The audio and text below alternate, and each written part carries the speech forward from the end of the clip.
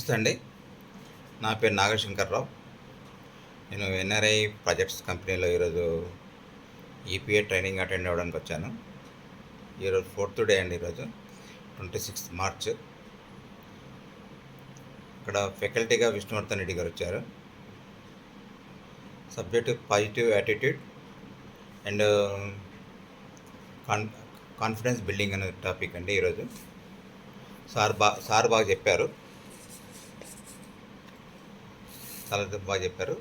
First sir చెప్పింది ఏంటంటే common confidence killers అంటే ఎలా దేంతో స్టార్ట్ అవుతుంది అనేది. ఫియర్ ఆఫ్ రిజెక్షన్ ఒకటి, plus comparison with others, plus fast failures, plus pressure of targets. వీటి వల్లనే మనకి ఇవి కామన్ కాన్ఫిడెన్స్ కిల్లర్స్ అనేవి వస్తాయని చెప్పారు. చాలా వివరంగా ఒక్కోటి క్లియర్గా చెప్పారు ఎలా అవుతుందని. దాని తర్వాత positive attitude defined as authentic positivity అని చెప్పారు.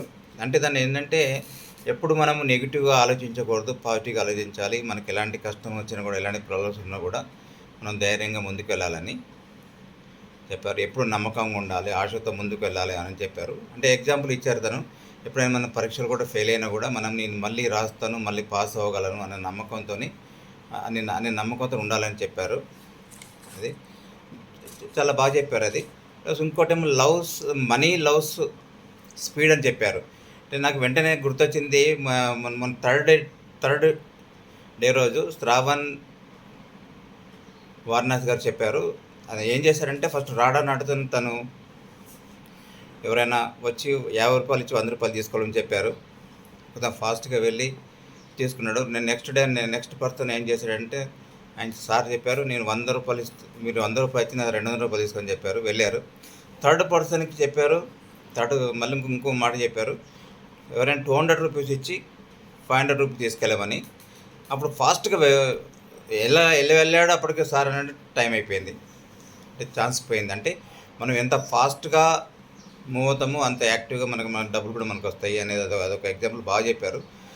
ఇలా శ్రావణ్ వారణాసి గారు చెప్పారు, ప్లస్ విష్ణువర్ధన్ రెడ్డి గారు కూడా చెప్పారు. చాలా బాగుందండి.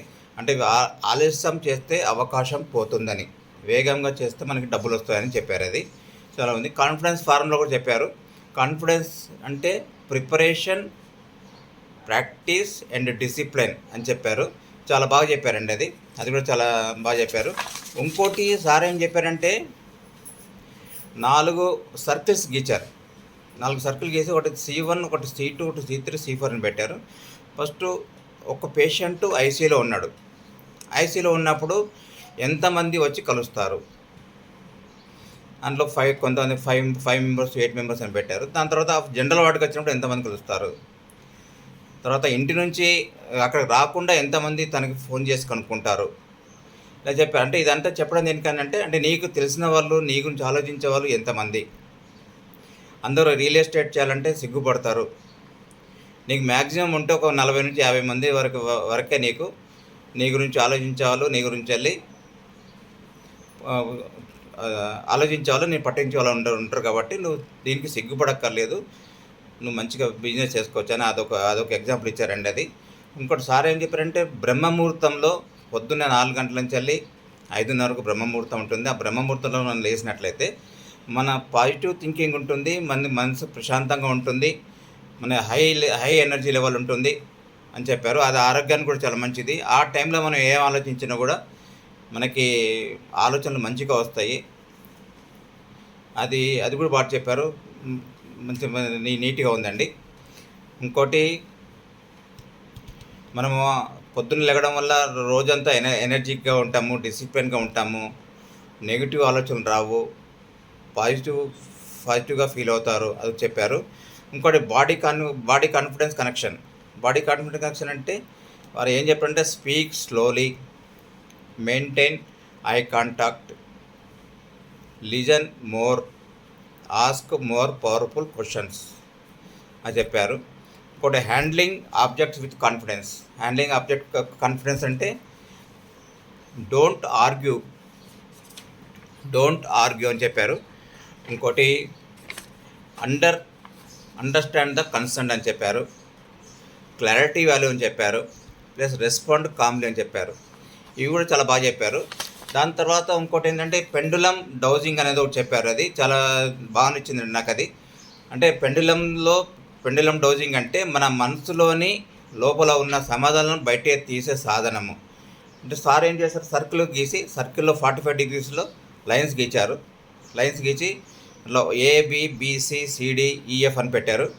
దీని తర్వాత మనం ఒక థ్రెడ్ ఇచ్చి ఒక రింగ్ దాన్ని ట్యాగ్ చేసి ఇట్లా మోచేతితో ఇట్లా బ్యాలెన్స్ చేయమని చెప్పారు. దాన్ని ఆ రింగ్ని సెంటర్లో పెట్టమని చెప్పారు.